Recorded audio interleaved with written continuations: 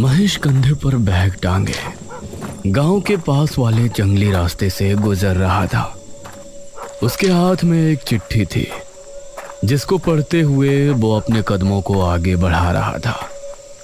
एक चौराहे पर आकर वो रुका। यहां से कहां जाना है भाई? उसने चिट्ठी को पढ़ा। चौराहे पर पहुंचकर डाकघर जाने वाला रास्ता पकड़ लेना और उसी तरह आप डाकघर पहुंच जाएंगे।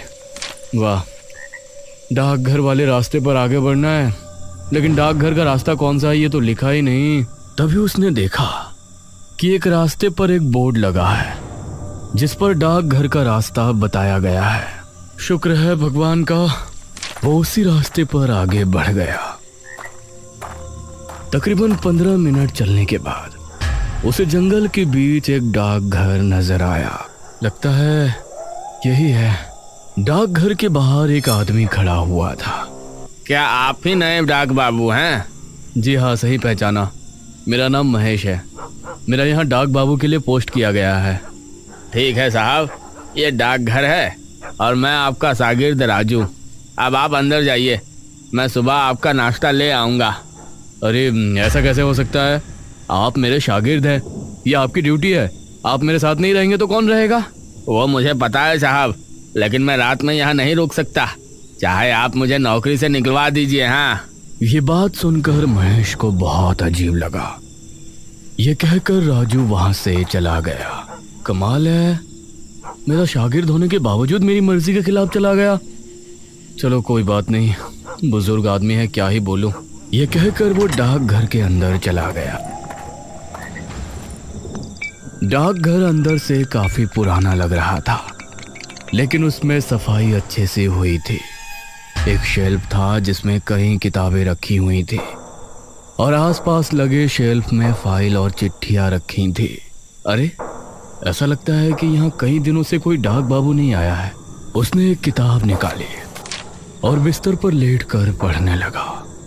इस तरफ राजू अभी तेज तेज कदमों के साथ आगे बढ़ रहा था।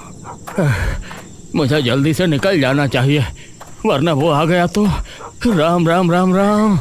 तभी राजू को पीछे साइकिल की घंटी और सांसों की आवाज सुनाई देने लगी।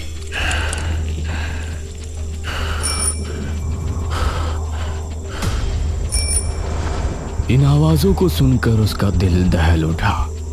उसने पलटकर देखा तो उसकी आंखें खौफ से फट पड़ी।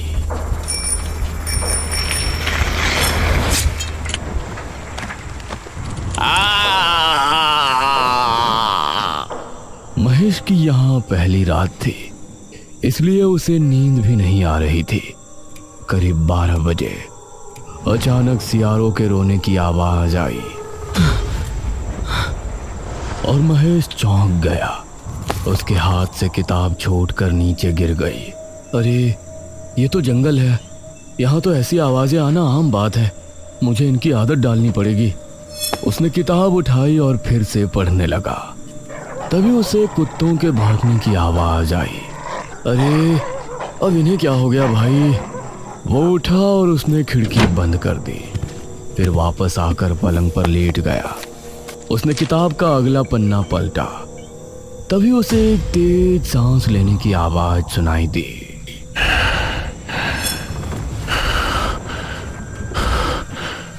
और साइकिल के पेडल के साथ घंटी की आवाज भी सुनाई दी। ये इतनी रात को कौन साइकिल पर घूम रहा है? और ये सांसों की आवाज?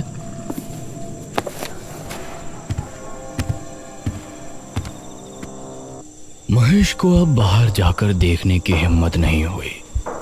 जो डर उसने कुछ देर पहले राजू के चेहरे पर देखा था, वो अब अपने दिल में महसूस कर रहा था। वो फिर से बिस्तर पर लेट गया। उसके माथे पर पसीने आ गए, यहाँ तक कि उसने अपने कानों पर हाथ रख लिए, लेकिन वो आवाजें अभी भी उसको सुनाई दे रही थी, जिसकी वजह से उसे पूरी रात में कुछ झपकियां आई, लेकिन नींद पूरी नहीं हुई। सुबह के 6 बजे जब घंटा बजा तो उसकी आंख खुली। हे भगवान, शुक्र है तेरा। उसने खिड़की खोली और आसपास देखा तो सब कुछ ठीक था।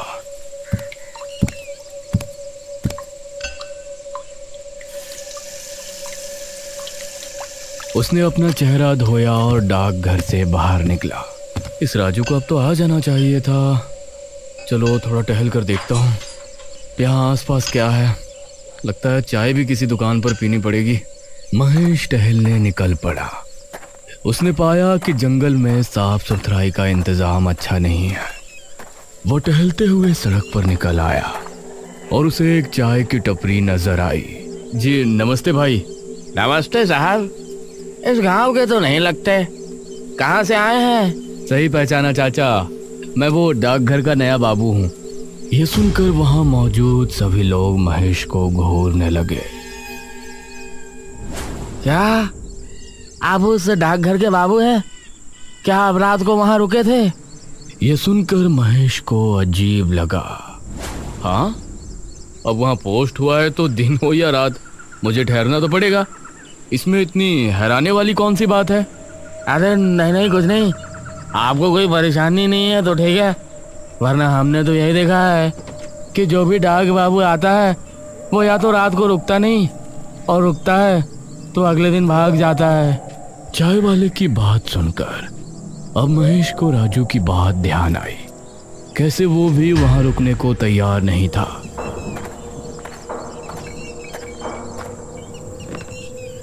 चाय वाले ने महेश को चाय का कुल्हड़ थमा दिया, लेकिन महेश उसके चेहरे पर डर के भाव साफ देख पा रहा था।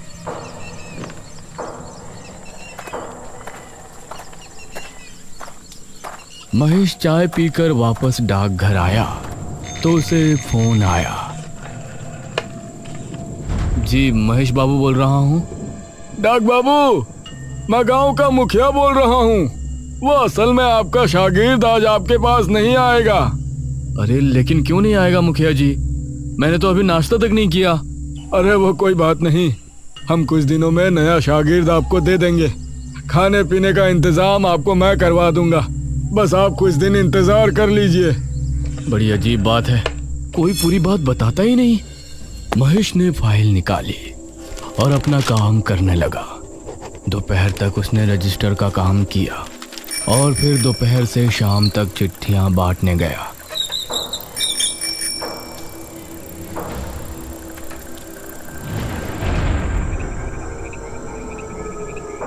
रात के समय आज डाकघर को देखते हुए उसकी सांसें तेज हो रही थी। उसने भगवान का नाम लिया और डाकघर के अंदर चल दिया। इसी गांव के एक घर में विपुल अपनी पत्नी निराजना के साथ बैठा था। ए जी, मुझे इस बार बम्बई घूमने जाना है। कई साल हो गए आप मुझे कहीं लेकर नहीं गए। अरे मेरी जान, पैसे तो आने दो, मैं तुमको बम्बई क्या विलायत भी ले जाऊंगा। बस बस, बड़े आए विलायत ले जाने वाले। तभी उसके दरवाजे पर किसी ने दस्तक दी। कौन है भाई? बाहर से साइकिल की घंटी की आवाज आई और कोई बोला, डाक बाबू। अरे ये डाकिये रात में भी आने लगे। विपुल उठकर दरवाजे पर गया तो सामने कोई नहीं था। कमाल है, यहाँ तो कोई नहीं है। तभी उसकी नजर जमीन पर पड़ी तो वहां पर एक चिट्ठी पड़ी थी। ये क्या, लगता है कुछ ज्यादा ही जल्दी में था। उसने चिट्ठी उठाई और पढ़ने लगा। विपुल, मुझे पता है कि तुम्हारे घर की हालत इस समय ठीक नहीं है। तुमको पैसों की सख्त ज़रूरत है और तुम पैसों के लिए कुछ भी करने को तैयार रहते हो, यह भी मुझे पता है। अरे कौन है ये जो मेरे बारे में इतना जानता है? तुम्हारे लिए एक काम है। आज रात 1 बजे के समय डाकघर के पीछे वाले बरगद के पेड़ पर चले आना। मैं तुमको वहाँ मिलकर काम समझा दूंगा। सिर्फ 1 दिन का काम है और उसके तुमको पूरे 5,000 रुपये दूंगा। ये पढ़कर विपुल के चेहरे पर मुस्कान छलक आई। क्या हुआ, क्यों मुस्कुरा रहे हो? किसी की लुगाई का खत आया है क्या? अरे नहीं नहीं, एक काम आया है मेरे लिए, उसे कर दिया तो 5,000 रुपए आ जाएंगे एक ही दिन में। अरे लेकिन है कौन जिसने ये भेजा है? अरे तुम आम खाओ, पेड़ मत गिनो। विपुल मुस्कुराया। उसने चिट्ठी को रख दिया और 1 घंटे बाद घर से निकला। उसके चेहरे पर मुस्कान थी, लेकिन दिल में एक सवाल भी था।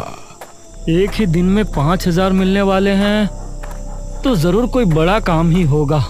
ये कहते हुए वो आगे बढ़ रहा था और अभी जंगली रास्ते पर ही था। तभी उसको साइकिल की घंटी सुनाई दी, जिसे सुनकर वो रुक गया। कौन है? उसने पीछे मुड़कर देखा तो वहां कोई नहीं था। अब वो फिर से आगे बढ़ने लगा, लेकिन बार बार साइकिल की घंटी की आवाज उसे सुनाई दे रही थी। वह डर को काबू में रखते हुए बरगद के पेड़ के पास पहुंचा। अरे यहाँ तो कोई नहीं है, बरगद का पेड़ तो यही है। अरे कौन है भाई, क्या मेरा उल्लू बनाया है?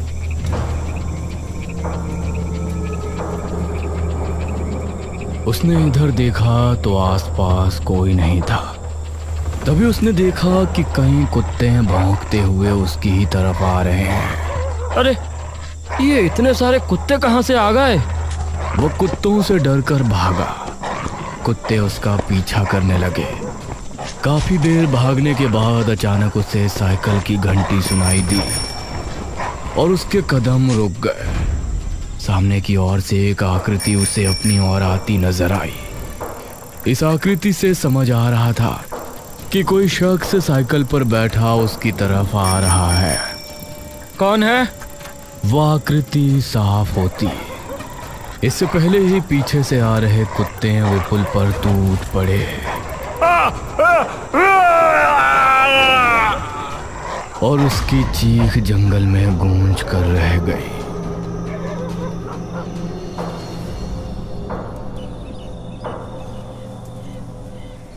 सुबह होने पर विपुल की लाश जंगल में पाई गई।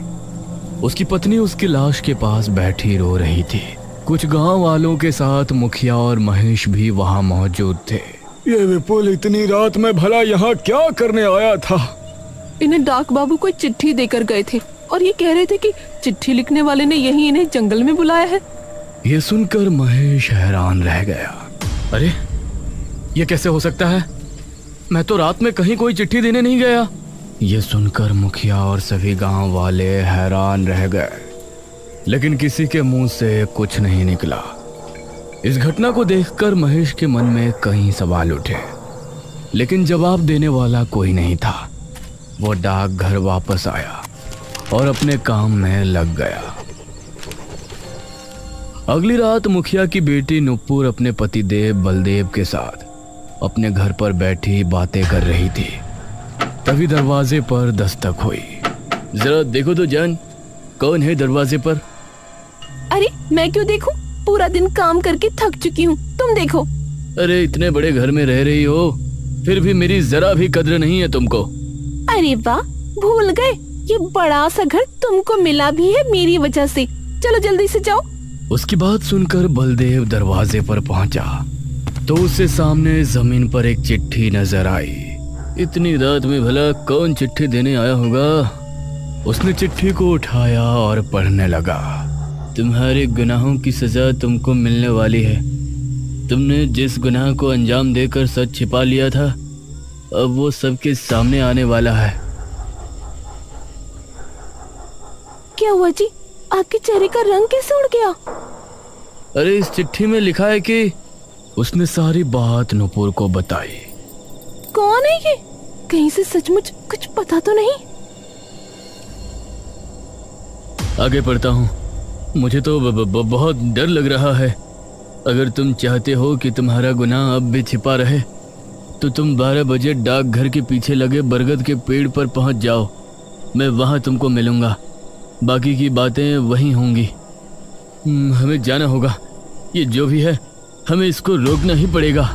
अब बलदेव नुपुर को लेकर घर से निकला और बरगद के पेड़ की तरफ रवाना हो गया। उसे कुछ ही दूरी पर डाकघर भी दिखाई दे रहा था। कौन है? क्या कोई मुझे सुन पा रहा है? तभी इन दोनों को साइकिल की घंटी सुनाई दी। दोनों ने चौंकते हुए देखा तो वही साइकिल सवार आकृति उनकी तरफ बढ़ रही थी। वह बहुत तेजी में था। वो बिजली की रफ्तार से इनके करीब आया और इन पर भी हमला हुआ। यह चीख डाकघर में बैठे महेश को सुनाई दी। इस बार मुझे देखना ही पड़ेगा। महेश जल्दी से उस जगह पहुंचा तो उसने पाया कि बलदेव और नुपुर उसी हालत में मरे पड़े हैं जैसे विपुल की मौत हुई थी। कौन है ये? क्यों लोगों को मार रहा है? कोई जानवर है या राक्षस? तभी उसने सामने से एक साइकिल को आते हुए देखा। उसे आता देखकर महेश का गला सूख रहा था। जैसे जैसे उसका चेहरा साफ होता गया तो महेश के दिल की धड़कन मानो ट्रेन के इंजन की तरह दौड़ पड़ी। महेश ने आगे कदम बढ़ाया लेकिन उसका पैर एक पत्थर से टकराया। महेश गिर गया और उसके सर पर चोट आने की वजह से बेहोश हो गया।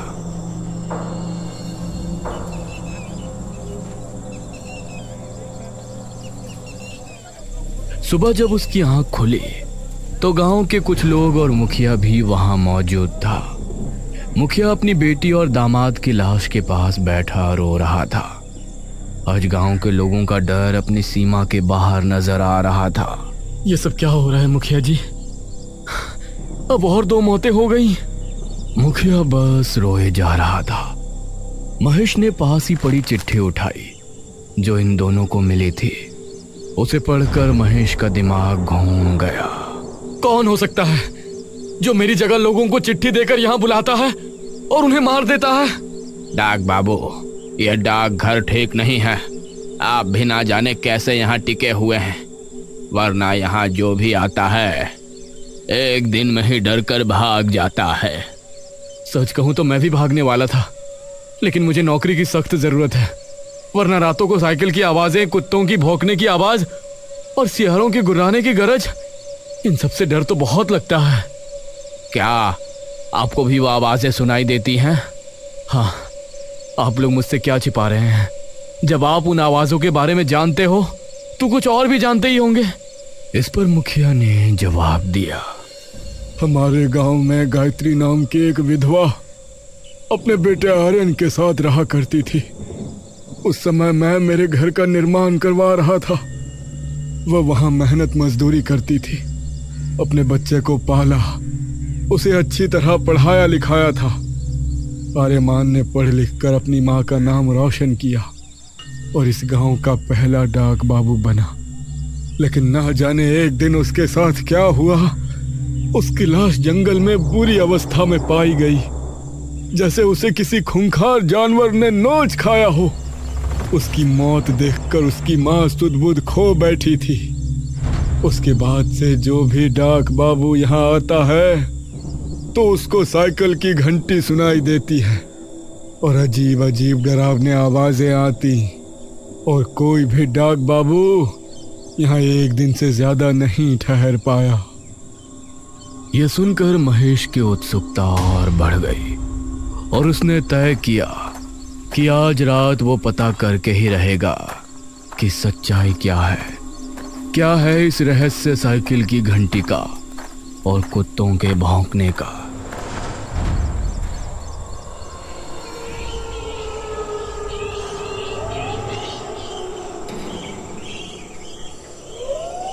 रात होने पर महेश डाकघर के दरवाजे पर खड़ा हो गया। कभी कुत्तों के भौंकने की आवाज आती तो कभी सियारों के रोने की, लेकिन आज महेश हिम्मत करके अपनी जगह खड़ा हुआ था। ठीक 11 बजे उसे साइकिल की घंटी सुनाई दी तो उसके कान खड़े हो गए। उसने पाया कि सामने से उसे वही आकृति आ रही है, लेकिन वो हिम्मत करके वहां खड़ा रहा। वो आकृति नजदीक आई और एक चिट्ठी फेंक कर आगे निकल गई। महेश उसका चेहरा नहीं देख पाया, लेकिन चिट्ठी देखकर उसकी सांसें तेज चलने लगी। उसने चिट्ठी उठाई और पढ़ना शुरू किया। मेरा नाम आर्यमन है। मैं इस गांव का पहला डाक बाबू बनकर बहुत खुश था और कई सालों की नौकरी के बाद मैंने पैसे जमा किए थे। अपनी पुश्तैनी ज़मीन बेचकर मैंने अपने कमाए हुए पैसे मिलाए और उसके बाद गांव का सबसे बड़ा घर खरीदना और उसके अंदर अपनी माँ को रहते हुए देखना मेरी ख्वाहिश थी। लेकिन वो घर मुखिया ने अपनी बेटी के नाम कर रखा था। मैंने मुखिया से उसे खरीदने की बात कही तो उसने मुझसे पैसे तैयार रखने को कहा। अगली रात मुखिया अपने दामाद बलदेव और एक आदमी विपुल के साथ डाकघर आया।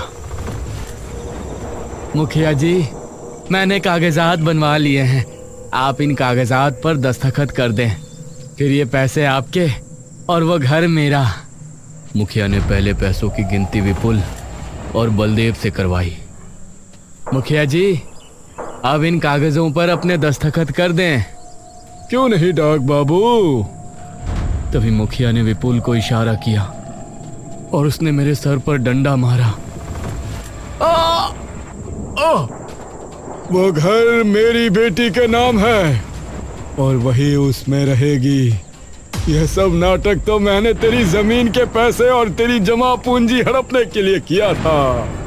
इस गांव में सबसे अमीर मैं हूँ और मैं ही रहूंगा।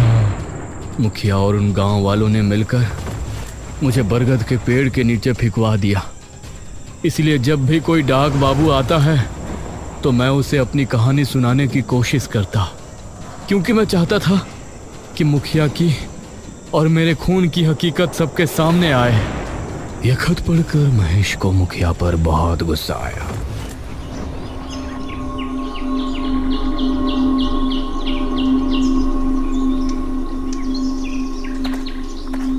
वो अगली सुबह मुखिया के घर पहुंचा।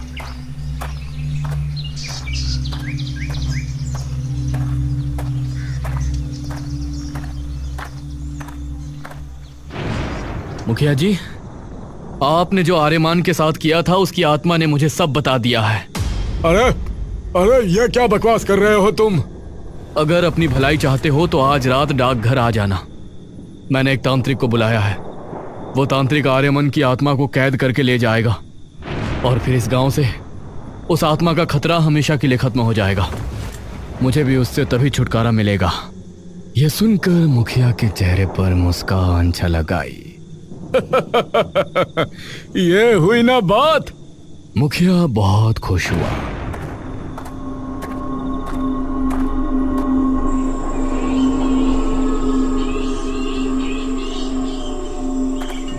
और रात होने पर वो डाकघर पहुंचा।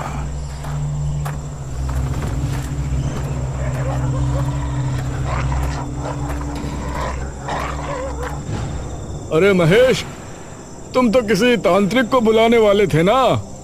कहाँ है वो तांत्रिक? अब आप आ गए हैं तो वो भी आता ही होगा।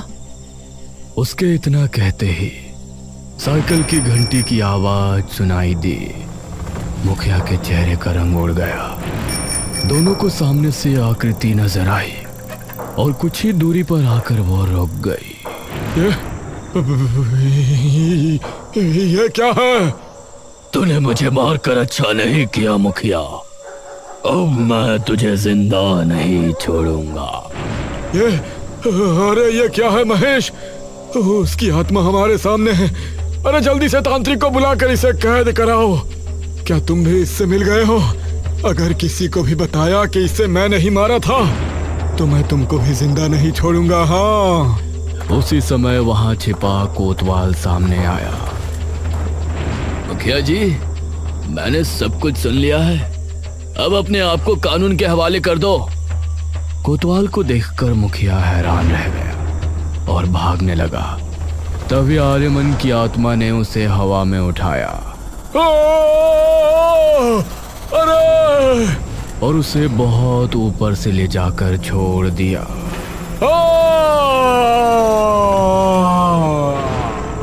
ज्यादा ऊंचाई से गिरने पर मुखिया की मौत हो गई। अब मेरी माँ को उस घर में पहुंचाना भी तुम्हारा ही काम है महेश। मैं जरूर करूंगा।